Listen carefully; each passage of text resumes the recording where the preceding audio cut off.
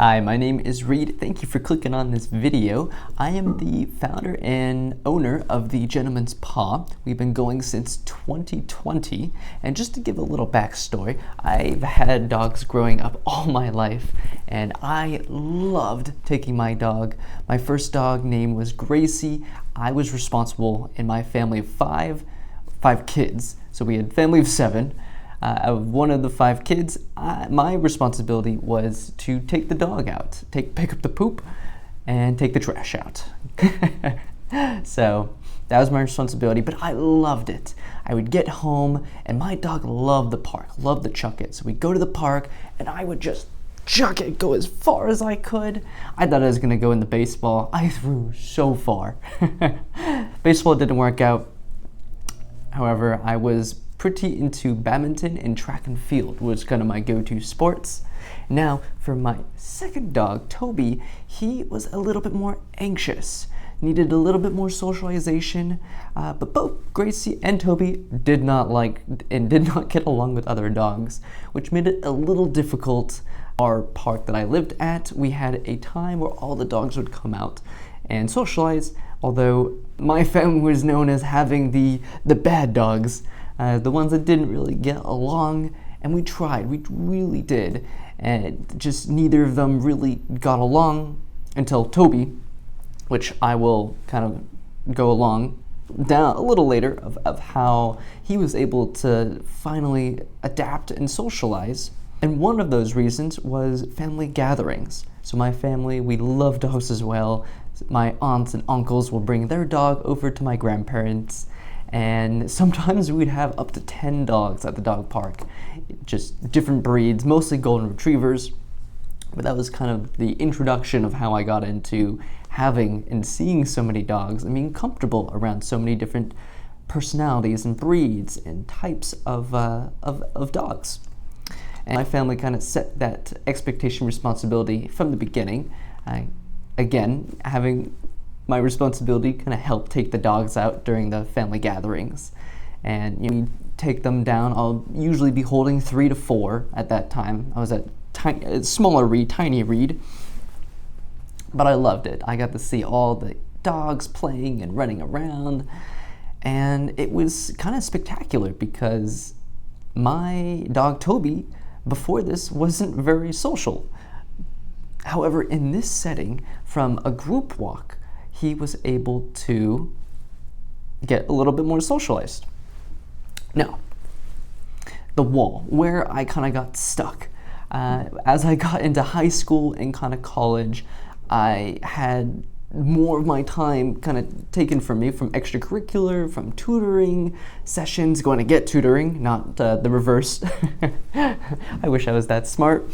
And having a part-time job, which kind of took time away from me taking care of the dogs, or just not having as much time and attention for them, which in turn would make, not taking my dog out, he got a little bit more moody, and he started peeing around the house, which, a big no-no. But again, we weren't taking him out, and sometimes it would be weeks and weeks. I mean, my mom would be working, my siblings would be off kind of doing something else, and there's this kind of sole responsibility that I was the one to kind of take him out.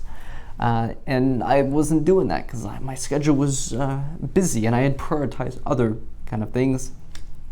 Now, the epiphany was I had changed my job. I worked at a grocery store at the time, and I went from working at a grocery store to then dog walking. I started doing dog walking on this app called Wag and Rover, and saw that you can swipe and walk dogs.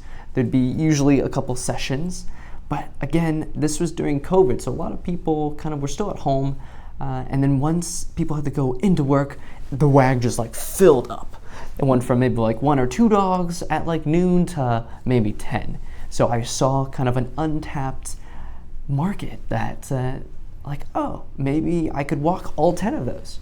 The app unfortunately didn't allow me to do that.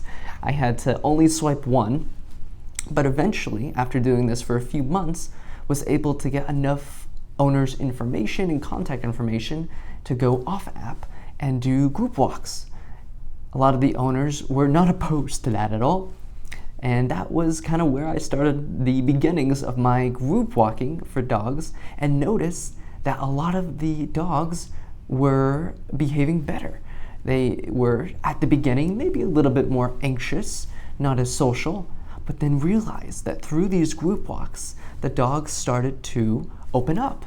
They started to behave a little bit better, and they started not to be as nervous and anxious from these beginning group walks that they first got acquainted to. Now, the plan was to get a group walk and go to these higher populated areas like a dog park, or just a neighborhood that this service may be more applicable to. And it worked. It really did. I had more clients that I could actually turn away. And actually, I said yes at that time to every service. So dog walking was the original plan, but said yes to boarding, daycare, grooming, taking the dogs on chauffeur trips. I took some of them to the beach. The owner would pay me to take them on special hiking trips, and to the vet. So I kind of got all compassed, but lost my way just a little bit, because I love doing all those services, but found out that I wasn't good at everything. And eventually my home, from saying yes to boarding, my home was filled with dogs, kind of turned into a bit of a zoo. And I eventually did have to stop, as we had renters at the house, and my neighbors kept calling the police on not even the noise complaint, just having so many animals and whatnot, that they were just getting a little nervous. And yes, I eventually had to apply for certain permits and insurances to allow that to occur or continue. However, found out that it was not the best healthy environment for me. I felt a little stressed and a little pulled away, because at my core, I really wanted to service these group dog walks, and didn't really have the space to house the boarding and the daycare and the grooming. And so eventually I said no, and just I referred it out to other kind of local dog boarders, or other neighbors around, or the mobile groomer that I now have as well. The achievement of that, still today, a successful doggy business, kind of helping out neighbors and family members, and also being passionate to meet these dogs and see them progress from maybe their earlier stages of maybe being a little anxious to now being part of a group, being part of a club, something bigger in the neighborhood. And that was something that I had cherished a little bit more than just doing the boarding and individual walks. Now, my business transformed when I started to hire more help, and now we're finally expanding. But again, if your dog, or you're in a similar circumstance where you may be too busy, or you are in the earlier stages where your dog may be a little anxious and needs a little bit of socialization, and you're not looking for like a professional dog trainer, because I just want to let you know what this service is not. This service is not a professional dog training service. If your dog is reactive and not well behaved around other dogs, then this may not be the correct and right service. However, feel free to still reach out to me. I'd love to do a meet and greet just to see how I can support you and your family. And if I'm not unable to take your dog on our group walks, you can still get a Gentleman's Paw souvenir of our leashes, and maybe down the line get to join one of our group dog sessions. If you are so kind to please click the link down below, and it'll ask you just a few questions about your dog and your animal and your family, and just plop it down below. I will contact you as soon as possible, and my team and I will support you and try to get you and your dog on our group walks as soon as possible. My name is Reed again, and have a great day. Bye-bye.